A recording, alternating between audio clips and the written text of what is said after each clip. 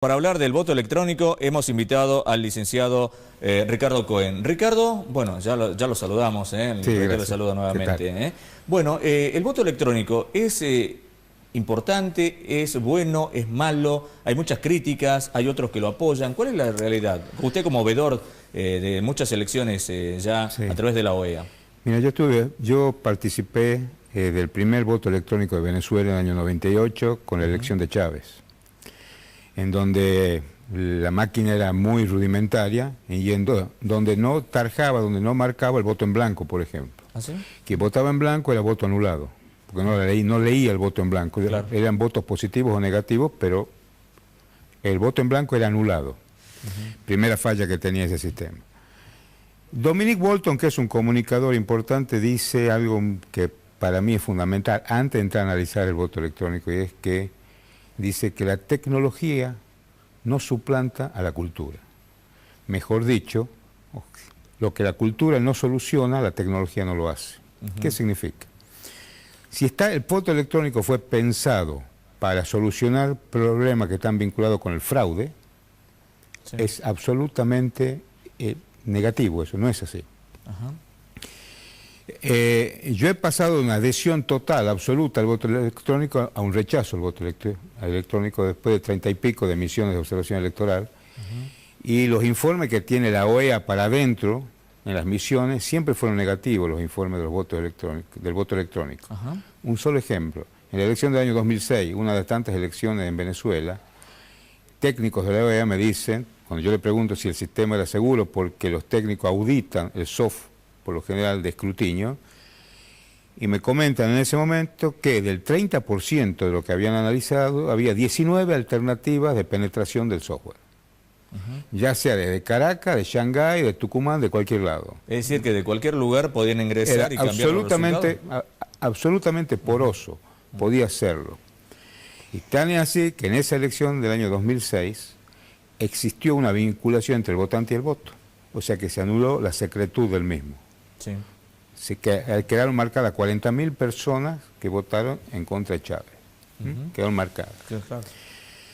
Pero el problema fundamental que yo veo en países como la Argentina, en países como este, en donde la luz, la iluminación que tiene este tema del voto electrónico, hace que no veamos el trasfondo real. Porque si la idea es que el voto sea seguro y se respete la voluntad popular, hay muchos sistemas para transitar hasta llegar a eso, que son mucho más simples y efectivos. Te doy un ejemplo. En Guatemala existía un problema que era el famoso llenado de urnas. Las urnas llegaban ya llenas, cosa que nosotros no es ajeno al tema, pero bueno, es así. ¿Cómo solucionaron el problema esta gente? Algo muy simple. El voto está en la mesa, lo imprime el Estado. Hay tanta cantidad de votos por mesa, más un 10%, claro. Y no hay caja, no hay urna. Lo que hay es ranuras en la mesa con una bolsa de plástico transparente. Ahora, ¿se pueden manipular los votos? Recordamos que hubo un pedido por parte de Unidad Ciudadana, por ejemplo, en Buenos Aires, diciendo de que ellos necesitan o quieren una auditoría del software. Sí, bueno, el problema que existe con el análisis del software, en el caso del voto electrónico, está vinculado con la tercerización, ¿sí?, del derecho que tiene el ciudadano. ¿Qué significa? Uno, o sea, el Estado no es el dueño del software, es una empresa privada el dueño del software. ¿Y cómo se lo controla a ellos? Es buena pregunta. ¿Cómo se lo controla? Yo diría que es prácticamente incontrolable, porque el software es propiedad intelectual de esa empresa. Y si yo, dueño de esa empresa, me niego o te doy parte de la información, siempre queda una parte de sospecha importante en ese control. Esa es la causa por la cual los alemanes anulan el voto electrónico. ¿Cómo se comprueba entonces? ¿Cómo queda establecido? Porque en el voto común queda el papel, queda la firma de los fiscales, la firma del presidente de mesa. Y puede haber un recuento definitivo de votos. Y puede haber un recuento, como hubo. Que digamos que es la última palabra del tema. Puede haber un recuento, porque una cosa es el voto electrónico y la otra es la boleta electrónica, que va al respaldo del papel cuando se emite la boleta. Sí, es cierto, pero ahí sí queda registrado. Pero hay un problema, que son las subrutinas del software, que es un análisis un poco más fino del tema. Sí.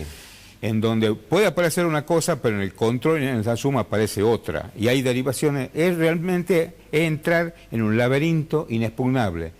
¿El argentino está preparado para el voto electrónico? ¿El tucumano está preparado para el voto electrónico? Yo creo que, a ver, si de técnica se refiere, uno aprende rápido a hacerlo.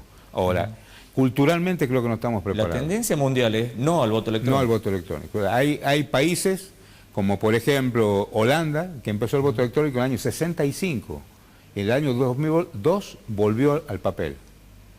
Y los alemanes, que es interesante la doctrina alemana, y lo que dice la Corte Suprema de Justicia de Alemania, en donde dice que anulan el voto electrónico porque no le da la satisfacción al usuario. O sea, Juan Pueblo, o sea, no le da tiene la obligación confianza. de ser un experto en computación para auditar una elección. Entonces, Y ahí está inhibido de hacerlo. teniendo todas estas realidades, que en el mundo está volviendo al papel, que es ya un sistema obsoleto, ¿entiende usted, licenciado, por qué insistimos tanto en nuestro país para ir hacia el voto electrónico? Yo sí lo entiendo, porque es muy cómodo y es un caballito de batalla interesante. Y acá en Tucumán tenemos un problema sustancial y fundamental, grave.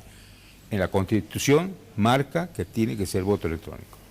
Ahora, Ricardo, O sea, hay que reformar la Constitución. Ese es el Ricardo, problema. para cerrar, es decir, a su entender, el voto electrónico no da la seguridad necesaria como para que se pueda llegar a establecer los resultados finales de una elección. En absoluto. No da ninguna seguridad. No da ninguna seguridad. Aparenta hacerlo. Aparenta hacerlo porque la cultura que nosotros tenemos de la máquina, le damos a la máquina mucha más entidad que a la persona. Entonces, si la máquina dice, está. Pero las máquinas las manejan las personas. Por supuesto.